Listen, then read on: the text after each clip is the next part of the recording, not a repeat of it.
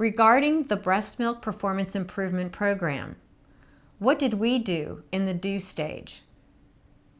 We have the leader of the team specified, and in this case, it was a neonatologist. And of course, our mentor was our RN clinical educator. Again, very helpful in keeping us on task, even though she isn't the leader. She has been definitely essential in keeping us organized. Then you see we have our team members listed. Again, we have project start dates and anticipated completion date, keeping everyone focused as to the time frame. This project title was Increasing Availability of Mother's Own Milk in the NICU. This project is still in progress in our unit at this time. Again, ask those same questions. What's the background and significance? Why do you want to look at this issue? It just gets you to think and organize your thoughts. In this case, we had noticed an increase in our usage of donor milk the second year of our protocol versus the first year. And we weren't sure why because we had about the same number of babies on protocol. We started asking, what are our breast milk pumping rates? How much mother's milk are we actually getting versus use of donor milk? This started another process improvement project in our unit. Why is this happening? Again, determining that root cause. What can we do? What interventions? This form helps guide you through that process. Again, it asks those same questions. What do you hope to achieve? What's the desired state? Of course, our goal was to hopefully have at least 50% of mother's own milk fed to preterm babies versus donor milk, because we strongly felt that the babies grew better when they received more of mom's milk than donor milk. This form helps to identify what your goal is. It helps to think about any equipment needs, additional FTEs, any renovations, and so forth.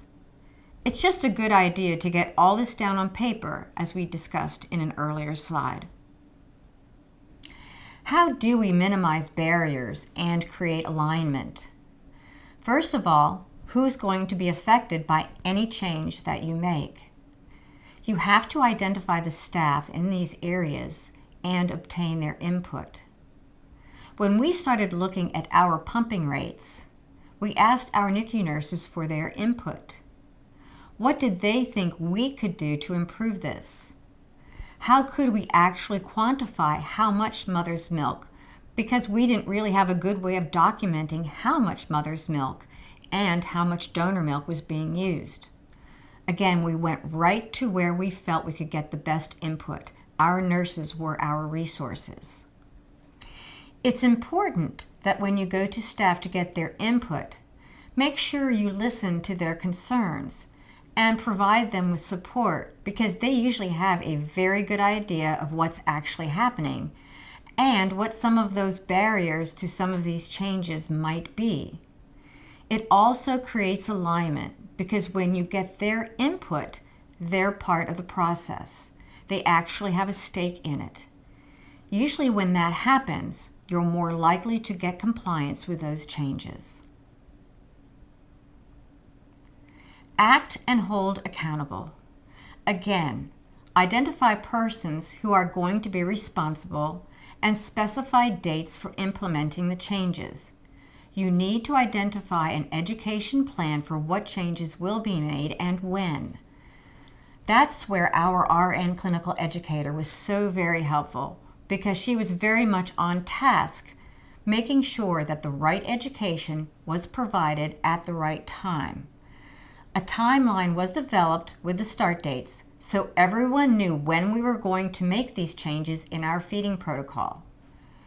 We developed measurement tools and a timeline for evaluating whether the changes made resulted in the desired outcomes. Then we executed our PI plan in the NICU and started as our plan had stated. Back to our example of our NEC PI project. The feeding protocol for ELBWs and VLBW infants was reviewed with respect to current research, with revisions adopted based on strength of research and best practices for reducing NEC and sepsis. It was actually implemented in March of 2013 and included the following. Enteral feedings should be initiated within 12 hours of life. All infants less than or equal to 1,250 grams or less than 30 weeks gestation at birth will receive exclusive human milk feedings, either mother's own milk or donor milk, and those feedings will be fortified with a formulated donor human milk fortifier. No cow's milk products of any kind. Bolus feedings are preferred to continuous. No routine checking of gastric residuals prior to feeding. We increased frequency of tubing changes from every 24 hours to every 8 hours.